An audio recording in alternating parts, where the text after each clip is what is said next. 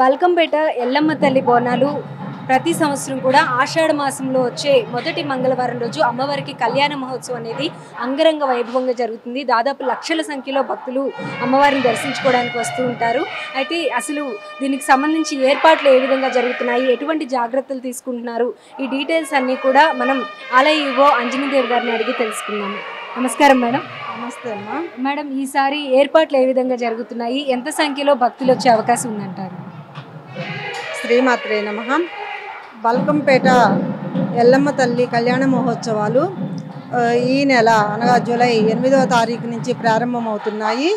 8, 9, 10 తారీఖులు 3 రోజులు అమ్మవారికి కళ్యాణ మహోత్సవాలు నిర్వహించబడతాయి. 8వ తారీఖు సాయంత్రం 6 గంటల నుండి అమ్మవారికి ఎదుర్కోలు ఉత్సవము, అలాగనే 9వ తారీఖు ఉదయం 10 గంటల నుండి కళ్యాణ మహోత్సవం అత్యంత వైభవపేతంగా నిర్వహించబడుతుంది. 10వ తారీఖు సాయంత్రం 6 గంటలకి అమ్మవారికి రథ మహోత్సవము ఈ పురవీధులలో నిర్వహించబడుతుంది. ఈ రథ మహోత్సవంతో ఉత్సవాలు ముగుస్తాయి. ఈ కళ్యాణ మహోత్సవాలకి మన రాష్ట్రం నుండే కాకుండా ఇతర రాష్ట్రాల నుండి కూడా అధిక సంఖ్యలో భక్తులు వచ్చే అమ్మవారిని దర్శనం చేసుకోవటం జరుగుతుంది. మనకి ఈసారి దగ్గర 8 లక్షల వరకు భక్తులు వచ్చి దర్శనం చేసుకుంటారని భావించడం జరుగుతుంది. దానికి తగినట్లుగానే పెద్ద ఎత్తులో అన్ని డిపార్ట్మెంట్ల యొక్క కోఆర్డినేషన్ తోటి మేము ఏర్పాట్లు చేయటం జరుగుతుందండి.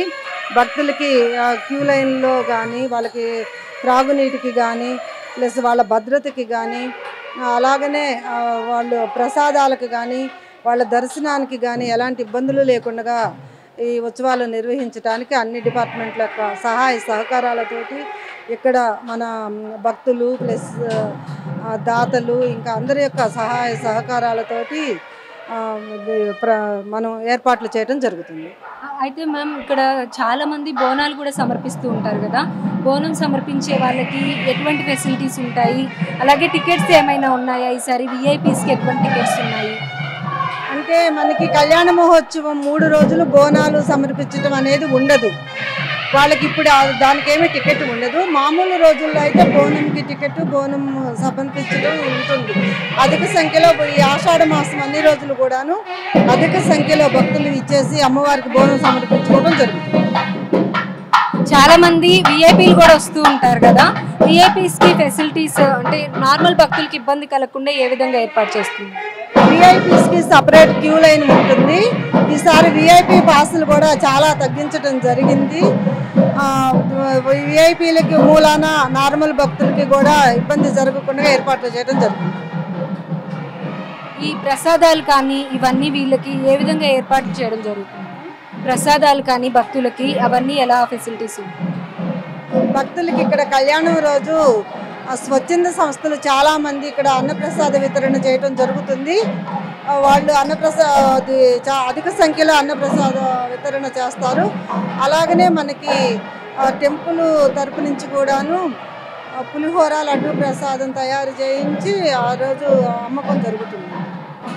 అలాగే ఇక్కడ మేము వచ్చిన తర్వాత చూసాము, అమ్మవారి ఆలయంలోనే అమ్మవారికి చీరలు నేస్తూ ఉన్నారు.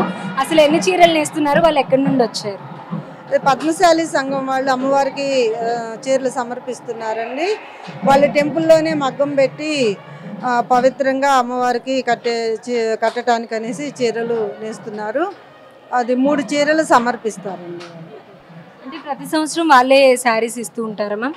లాస్ట్ ఇయర్ అయితే ఇచ్చారండి, అలాగే ఈ సంవత్సరం కూడా ఇస్తున్నారు. Okay, thank you so much ma'am. చాలా పేషెన్స్తో ఇప్పటి వరకు వెయిట్ చేసి మాకు అన్నీ కూడా వివరించారు. Thank you so much. EO గారు చెప్పిన ప్రకారం మనకు జూలై 8వ తారీఖు నుండి ఉత్సవాలు అనేవి ప్రారంభమవుతాయి. జూలై 8వ తారీఖున ఎదుర్కోళ్ల కార్యక్రమం, అలాగే 9వ తారీఖున అమ్మవారి కళ్యాణం, 10వ తారీఖున అమ్మవారి ఊరేగింపు కార్యక్రమం జరుగుతుంది. ఈ 3 రోజులు కూడా ఉత్సవాలు అనేవి జరుగుతాయి.